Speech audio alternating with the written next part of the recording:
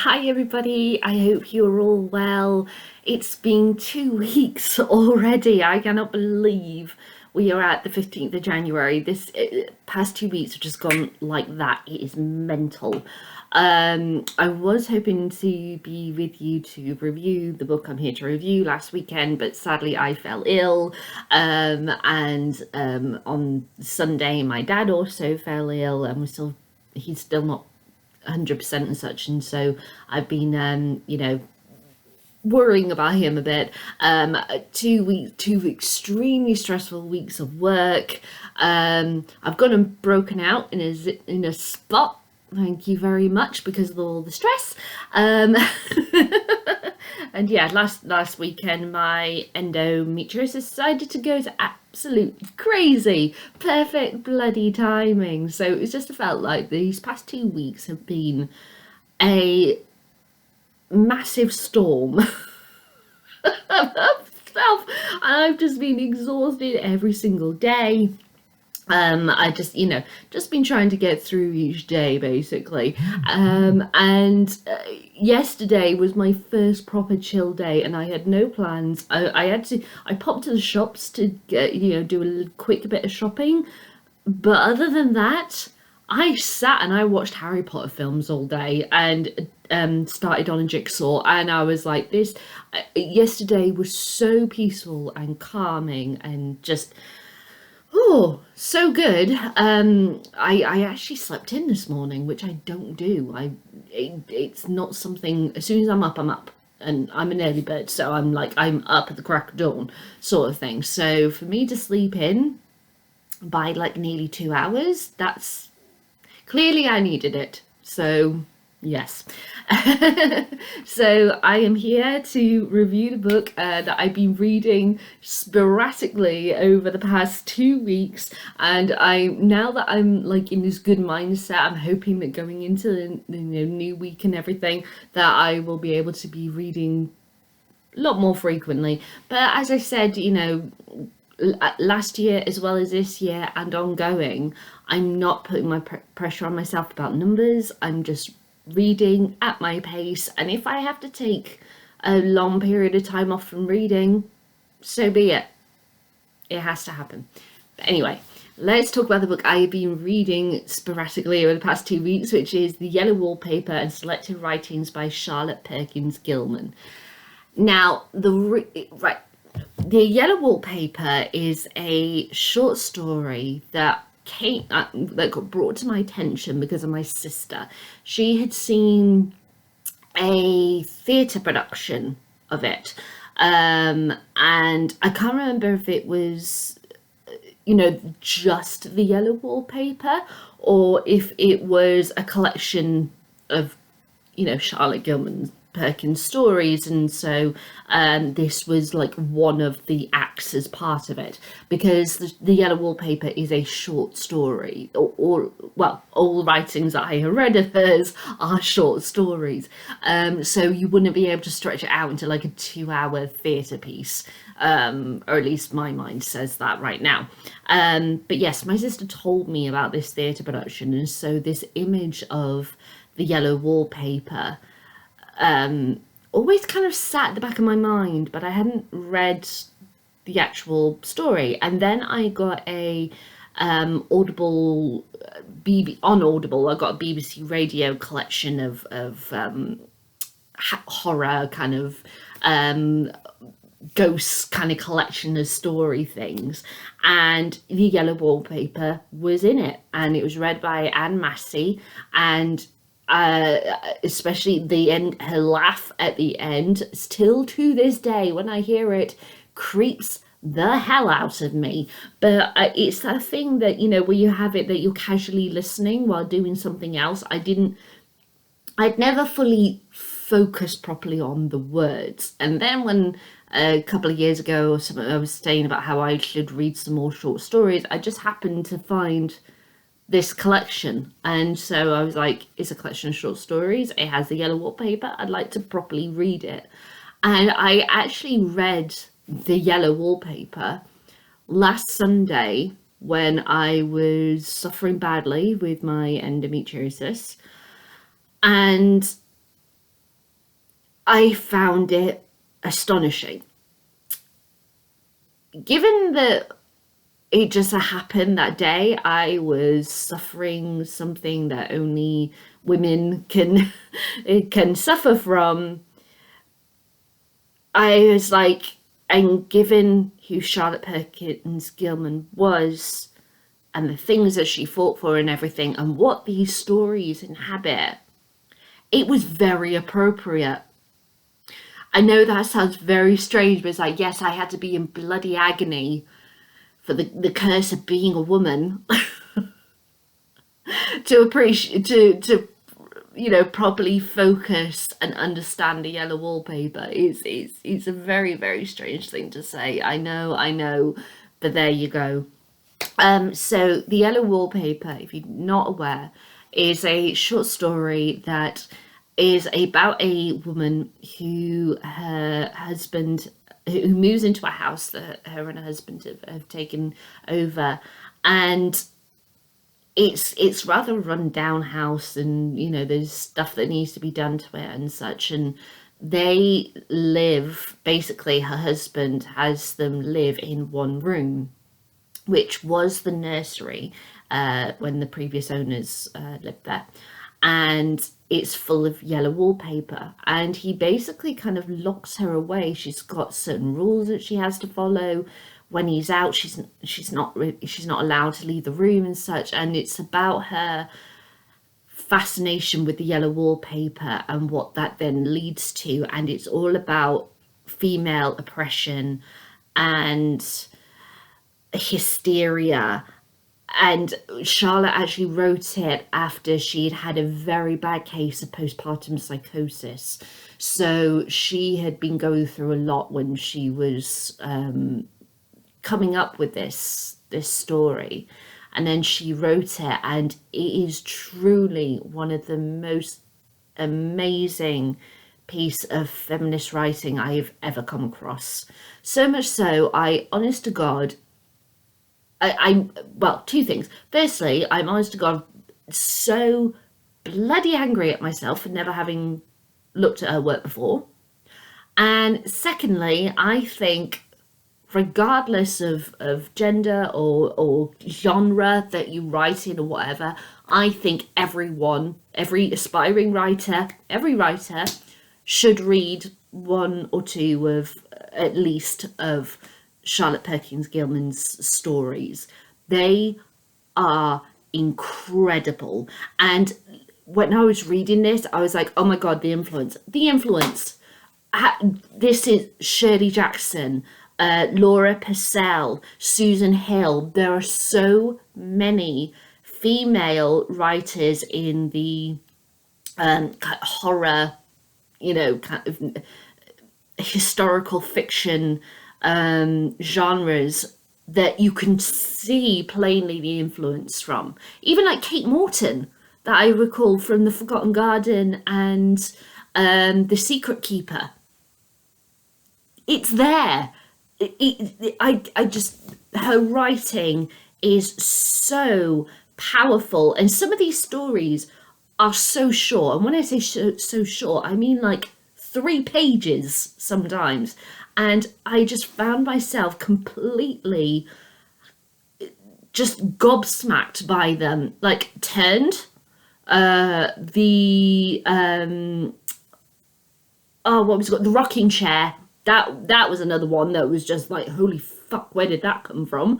And yeah, especially Shirley Jackson, like Haunting of Hill House and such. My God, the influence, the gothic nature of her writing is unbelievable. I'm just finding the bit where it was I wanted to do a bit of a reading from. Okay, so this is from the yellow wallpaper, and she is talking about the room, the actual nursery. So it is a big airy room, the whole floor nearly, with windows that look all the way, and air and sunshine and galore. It's a nursery first, and then a playroom and a gymnasium, I should judge, for the windows are barred for the little children, and there are rings and things in the wall. The paint and paper look as if a boys' school had used it.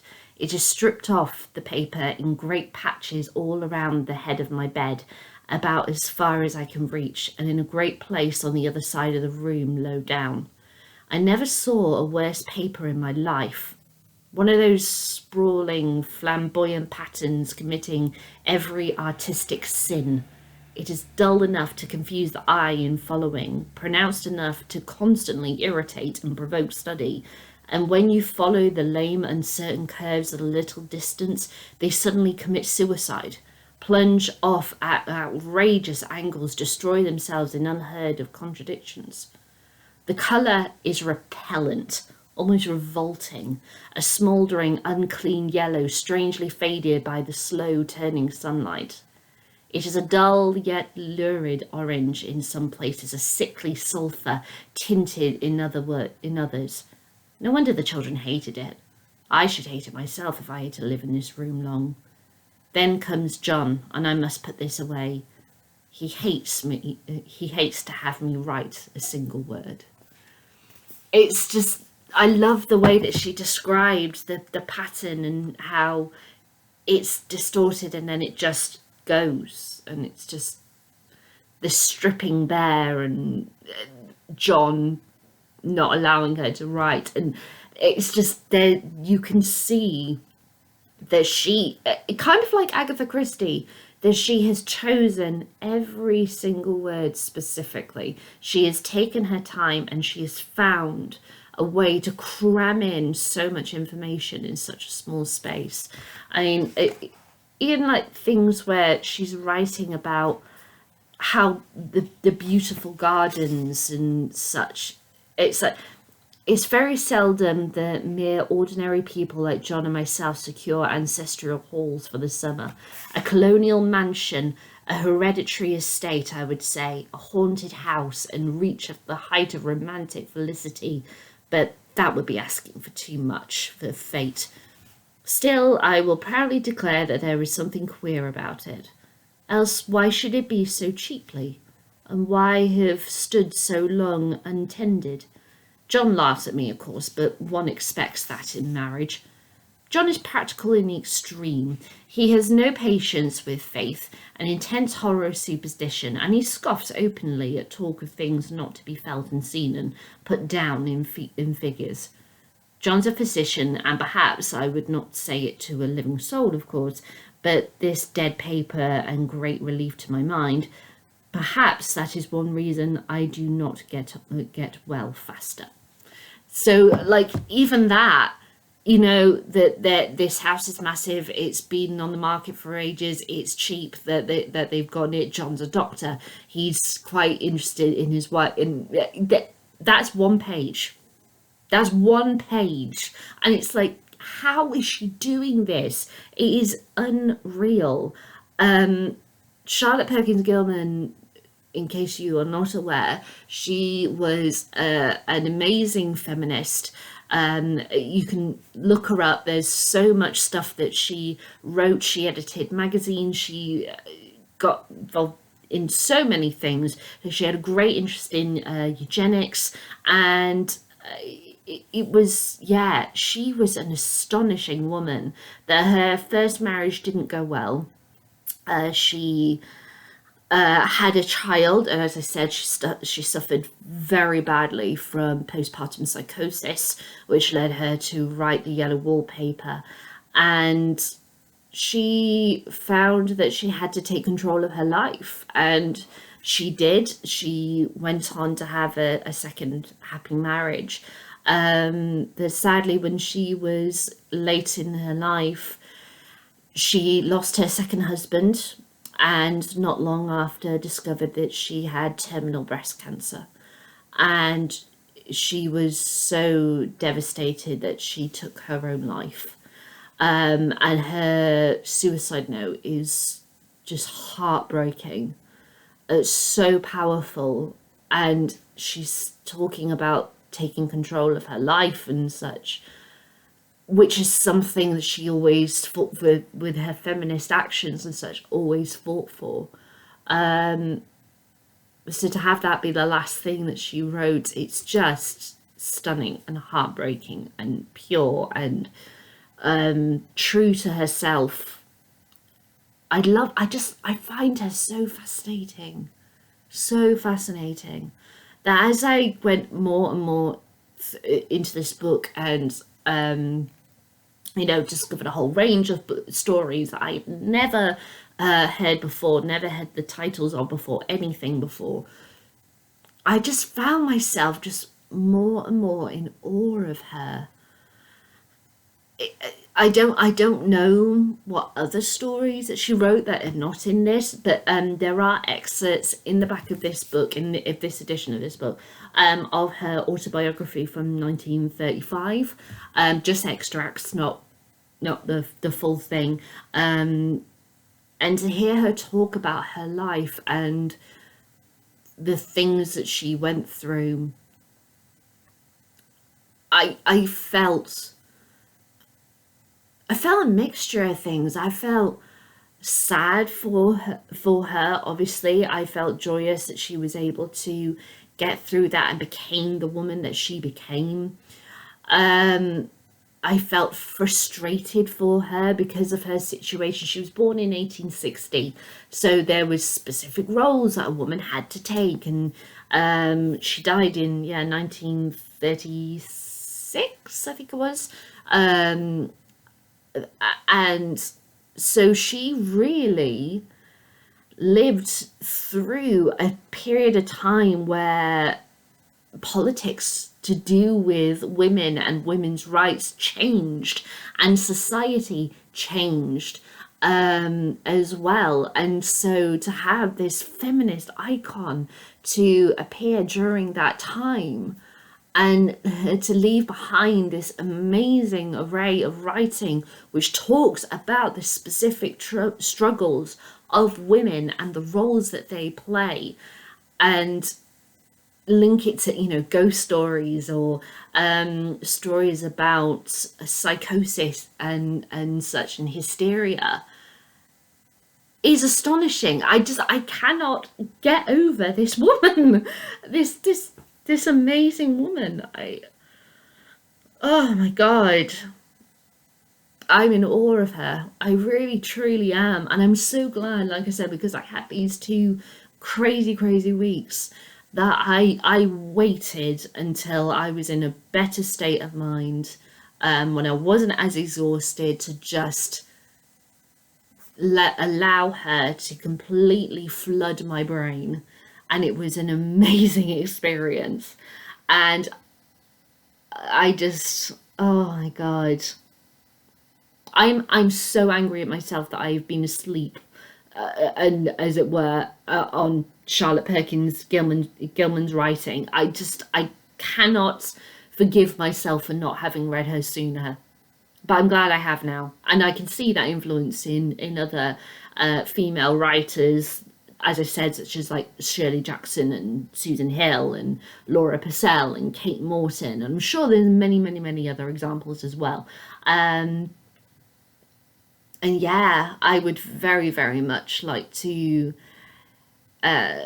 read some more of her work and learn more about her.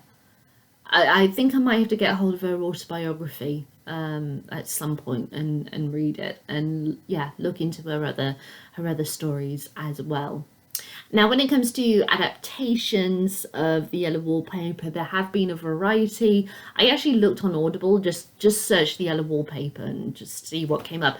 And very interestingly, there were various ones where they were read by men. And even though, I don't have a problem with that, because, it's somebody reading it, I think it's very powerful if it's read by a woman, personally. And there's a variety of ones on there on Audible. When it comes to film and such, I haven't actually seen one, but in I think it was either 2021 or 2022, there was a film version coming out But I was never able to watch it. So if I can find the trailer on YouTube, I will include that. But I definitely will include in the description the link to Fear on 4, which is the horror ghost kind of story BBC radio compilation that I got from Audible. I just decided to give it a go, and Anne Massey's performance of the Yellow Wallpaper in that collection is chilling. Like I just, oh my god, her laugh at the end every time, chills run through me. It is stunning, that version. So I will definitely send you a link to that. And yeah, so there are, there has been various, other adaptations of Charlotte Perkins Gilman's work, but I only looked at the Yellow Wallpaper because specifically that was the story that I wanted to read. And yeah, I haven't looked at others, but I'm sure there are. But yeah, every time I'm going to look at this, I'm just going to go chills, because it is chilling to the bone. Her writing, it is incredible. I am in awe of this woman. So, usual questions. Would I read this again? Hell yes, over and over and over again. I really, really loved it. Yeah, I'm definitely going to make sure I'm in the right state of mind for it, as I said, because this couple of weeks was just absolutely crazy. Would I recommend this to anyone? Yes, for certain. Absolutely anyone. Don't care if you know her writing or not. Just read it. It is incredible. Would I read any more of Charlotte Perkins Gilman's work? Yes, of course I would. Definitely. I need to get, I really should look into getting, the full collection, not collection, sorry, no. The full book of her autobiography. I was going to say the full collection of her autobiography. That sounds very weird. No, get my words right. So yeah, definitely would like to look into possibly investing in buying that. But once I get through a load of my books upstairs, of course. And yeah, just see what else is out there to do with her work that I haven't come across. I think that would be incredible. So those are my thoughts on The Yellow Wallpaper and Other Short Stories by Charlotte Perkins Gilman. Have you read this book? I'd love to know what you think. Leave a comment in the comments box below. Give me a thumbs up, thumbs down. Entirely to you. I'll let you decide. And now we've got my thoughts on my next read, which is I Capture the Castle by Dodie Smith. Quite intrigued to read this, and as mentioned in my video about possibly listening to the radio play, I got my Audible credit, so I did get the radio play of this. Haven't listened to it yet, of course, because spoilers, but I will be listening to it after I have read this book, and I'll be back with my thoughts on it as soon as I'm done. Alright then guys, bye!